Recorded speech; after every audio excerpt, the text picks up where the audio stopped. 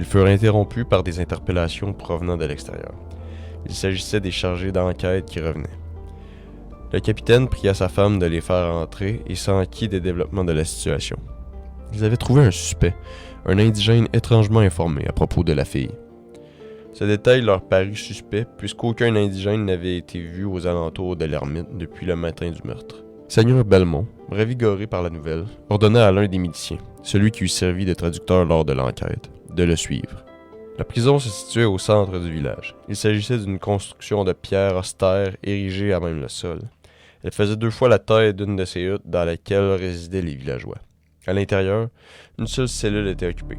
Seigneur Belmont et son traducteur s'y arrêtèrent pour observer l'occupant. Un indigène à la peau tirant sur le gris.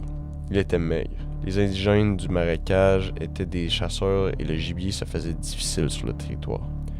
On devait se nourrir de petites créatures fuyardes, ce qui rendait les repas épars et peu nourrissants. En revanche, cette diète avait pour avantage de garder son adepte vif et alerte. Ces autres pouvant d'ailleurs lire sur le visage du prisonnier cette voracité qui l'animait. « Debout !» ordonna le seigneur Belmont. Il ne se leva pas. « Qu'avez-vous fait à ma fille ?»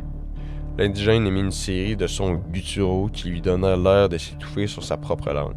« Que dit-il » demanda Belmont, impatient. Il dit « Rien du tout », répondit le traducteur. « Ne jouez pas au plus fin avec moi, je sais que vous l'avez traînée vers sa mort. Elle n'aurait jamais approché l'ermite, n'eût-elle pas été trompée par votre langue de vipère. Ne m'accusez pas d'un crime que je n'ai pas commis pour Rose. Nous savons avec certitude que c'est vous qui avez menti à ma fille pour la mener à sa mort. Vous a-t-elle, oui ou non, rendu visite au cours des 2 dernières semaines? Pas cette semaine, non. Je pense qu'elle était trop occupée à prier l'arbre sacré. L'indigène fut secoué d'un rire saccadé lorsque le traducteur eut terminé sa phrase. « Réponds !» hurla Belmont en empoignant le prisonnier à travers les barreaux. « Elle nous a rendu visite, répondit-il. Arrêtez de me parler comme un chien. Sa mort m'attriste plus que vous. Elle voulait en apprendre sur nous, et c'était la seule merde de pauvre Rose à nous traiter humainement. Je ne lui ai que parlé de nos traditions. »« Silence, sourasse! La seule chose d'inhumain qu'à votre traitement est la patience avec laquelle il vous a été offert. Nous n'avons qu'essayé de vous accommoder, de vous inclure dans notre seigneurie.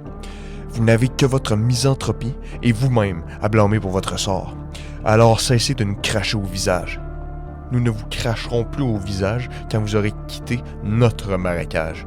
Votre lignée d'envahisseurs est dégoûtante, et je me réjouis de la faveur que nous rend l'arbre sacré. Il répond à nos offrandes, il nous protège de votre espèce. » Seigneur Belmont lâcha son emprise sur l'indigène. Il le repoussa au fond de sa cellule. « Venez, dit-il à l'intention du milicien. Nous n'obtiendrons plus rien de sa part. »